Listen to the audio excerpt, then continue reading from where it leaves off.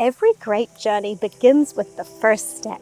And at the time of taking that step, we can have no idea where that path is going to take us. A life worth living doesn't just happen. It happens from many, many tiny steps into the unknown. But what on earth does that have to do with chickens?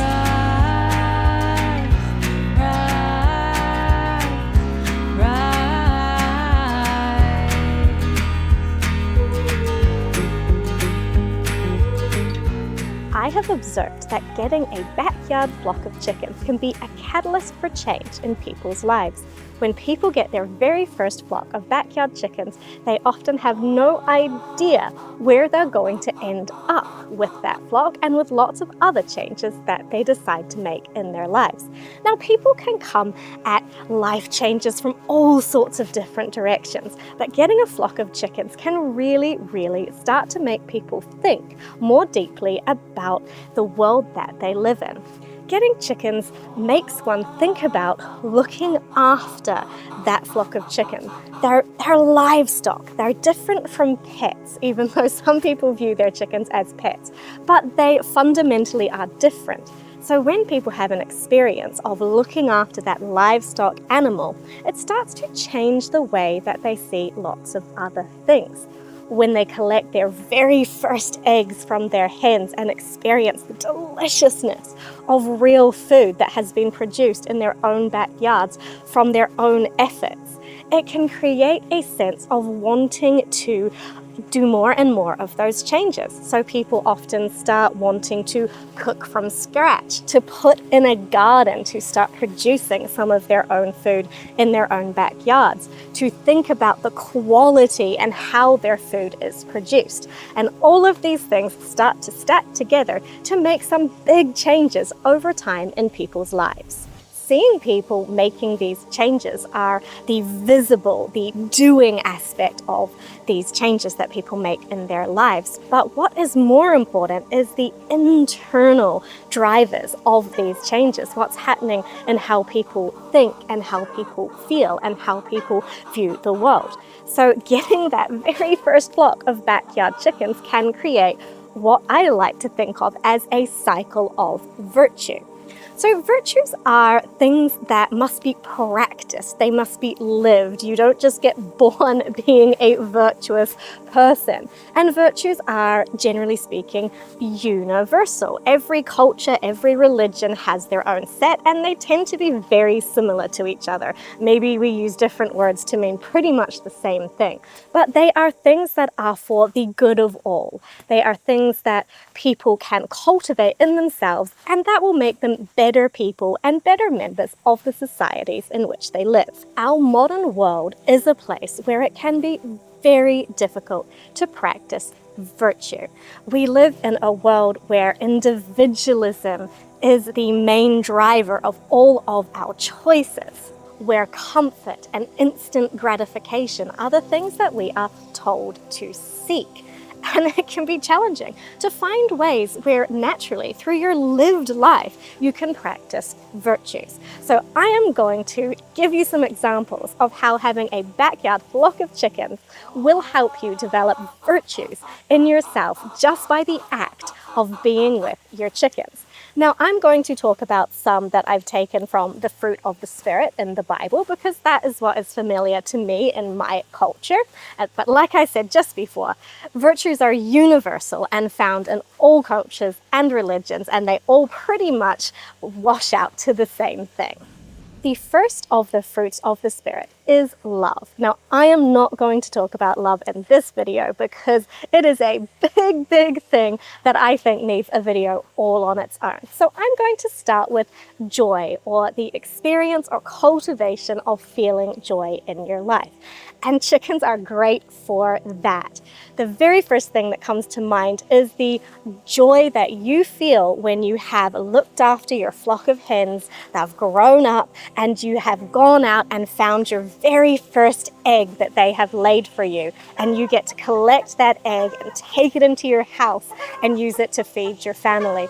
that is a very, very joyful occasion. And it happens again and again when you get new hens, when your chicks grow up and lay their eggs. You say, oh, wow, we have more eggs, more hens laying eggs for us. And for me, I find when my hens have hatched chicks, that is an incredible moment of joy in my day when I go out and I check when it's near hatching day and I hear the little peep, peep, peeps under the hen before I've even seen the chicks, and I think, oh, there is new life here. We have baby chicks. And then of course they come out and they're with their mother and they're going around just doing adorable chick things, and that is multiple moments of joy. And a great thing that animals bring to us when we observe them is that animals can be very joyful just in their behaviors. So aside from what they're inspiring in us, they show us how to be joyful. When chickens are enjoying the first days of spring after a harsh winter, when the bugs are coming back, you can see how happy they are, how much joy they have in that experience. And that is essentially a model for us to sit back and think, what are these small moments in our lives that bring us joy? Because joy is what gets you through the hard times. Finding those little moments of joy, they really matter. And looking for joy, wanting more joy, is a catalyst for wanting to develop the other virtues, because those virtues that we're about to get into help to bring you more moments of joy. One thing a flock of chickens will absolutely teach you and give you many opportunities to practice is patience. Chickens need lots of patience because they are chickens. They do things in a chicken way, and that is often completely baffling to anyone who is not a chicken. They really do have their own way of doing things. A great example is when they get out of where they're supposed to be, or they get into somewhere they are not supposed to be. Chickens don't understand fences very well, or gates, or where you want them to go. So you're going to have to be extremely patient in guiding them slowly and calmly back to where they need to be. The moment you lose your patience, the moment you move quickly, raise your voice, push too much pressure on them, they flap all over the place, and it's going to take you so much longer to achieve your task. So being patient really is the only answer. And you'll learn that if you lose your patience, because you'll realize that you've just spent 10 times longer than you would have if you just maintained your patience in the first place. Patience is also important for bringing you good things. So you have to be patient when you are waiting for a hen to hatch chicks. It takes 21 days from those eggs going under to the chicks hatching, and you're not going to know 100% how many chicks are going to hatch. You have to have patience, and there is no way around that. You just have to sit and wait for it to happen. Nothing you can do, no technology can speed that up for you. You must have patience, but at the end of that patience, you have the joy of new baby chicks, and that is how the virtues start to move together to bring more joy into your life. Whenever you are dealing with animals, and in particular livestock animals like chickens, you must have kindness and gentleness. We can sort of put those two together for this topic here about how you are with animals, because if you do not operate around your flock with a sense of kindness within you that they can sense, then things are not going to go well. They're not going to trust you. It doesn't matter what your behavior is. It matters what your intention is. Animals know that. You can act kindly, or you think you're acting kindly, but if your intention, if your motivation is not to be kind to your animals at all times, which feeds into having patience, because if you lose patience, it is much harder to operate from kindness as a motivation. They know what your motivations are. They're much better at picking this stuff up than other humans are. So you must treat your animals kindly. You must move and act with kindness, with the intention of kindness, so that your flock trusts you. And for an example, my roosters trust me that I have the best interests of the flock at heart. They know that I am not a threat because I operate with kindness. I am only there for the good of the flock. Even when I need to do things that the chickens don't like, they understand. I mean, not, I'm sure, logically. They don't understand logically, but the roosters know that I'm not a threat. If I'm having to grab a hen and she is squawking and carrying on, they'll come over to see what's happening. But when they see that it is me, they understand I am not a threat. I am operating from kindness, and they will not get involved. They will not come, they will not attack me, they will not get worried. They will just let me do what I need to do and return the hen to them. And that is all about the intention of kindness. You must come to your flock with kindness, with gentleness, with the intention of only being there for their best good. We're going to talk about self-control now. Now, often when we think of self-control, we think of it sort of as a negative, about saying no rather than saying yes. So we think, oh, I must have self-control. I will say no to bad choices. Which, of course, that is what an aspect of self-control is, but it is also what is required to build good habits. It is required to wake up and say yes to a good habit every day until it has become a habit. And if you get a flock of chickens, and if that then inspires you to put in a garden or make other changes in your life, then you must have self-control to keep going with those choices. You can't just get a flock of chickens and then decide, oh, I really can't be bothered getting out of bed to feed them or let them out or care for them today. It's not an option. Whether you want to or not, you have to get up and go and look after your animals. If you've got a garden, well, if you want to harvest anything from it, you've got to get up and water the garden and make sure the plants aren't getting choked by weeds. You've got to do the things that will result in success, which of course are the things that are going to bring you more joy. So when I think of self-control, I like to think of it in a positive light, in saying yes to bringing good things into your life, which requires the discipline of building the habits to make them happen.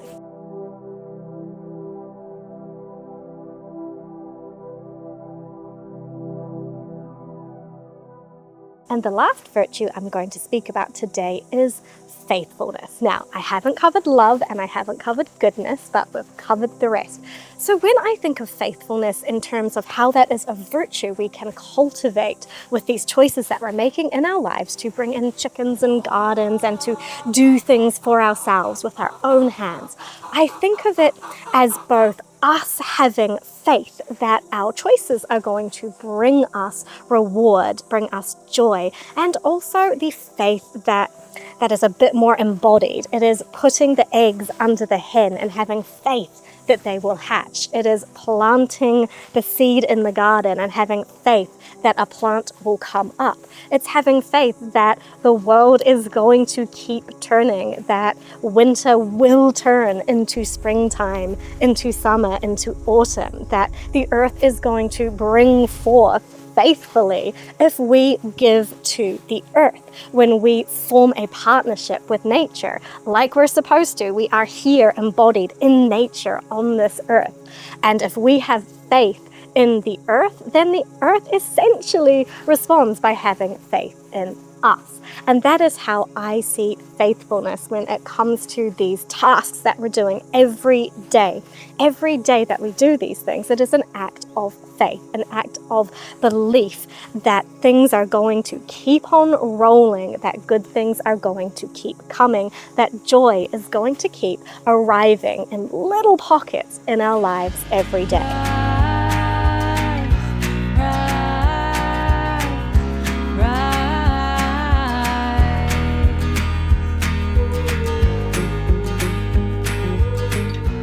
aside from the virtues that building these habits help us to practice in our own lives, chickens themselves can be an example of virtues. Now, I'm sure that the chickens aren't running around hoping to be virtuous chickens, but they do demonstrate some examples of behavior that we could do well to copy.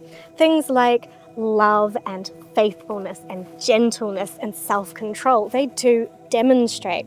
Roosters, when they have enough space and they're living in a natural-ish environment, demonstrate huge amounts of self-control. They time and stop themselves exactly. They don't tend to get into massive fights where they're getting injured.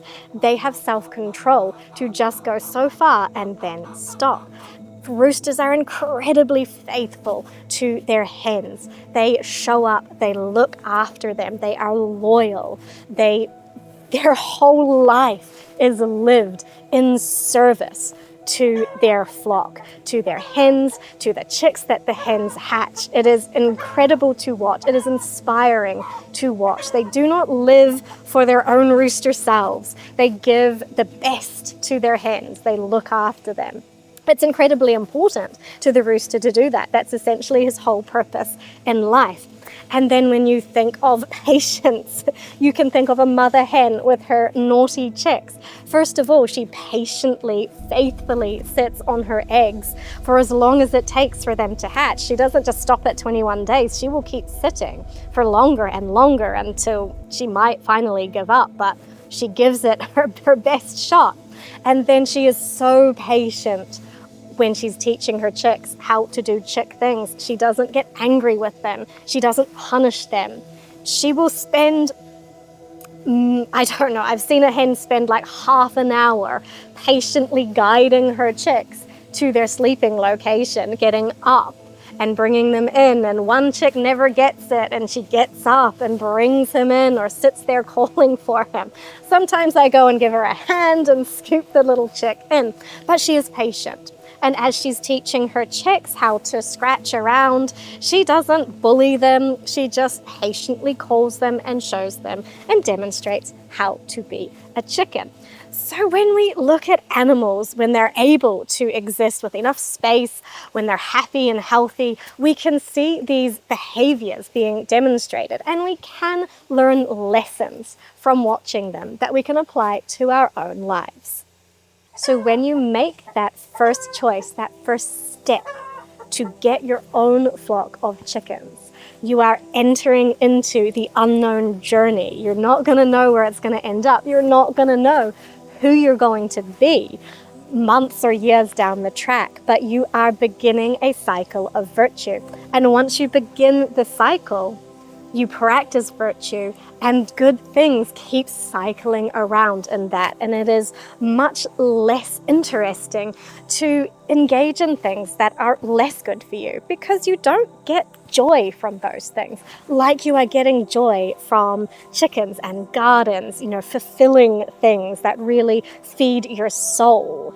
You don't get them from things that are vices, shall we say. They're a short-term hit that just makes your brain happy for a short time.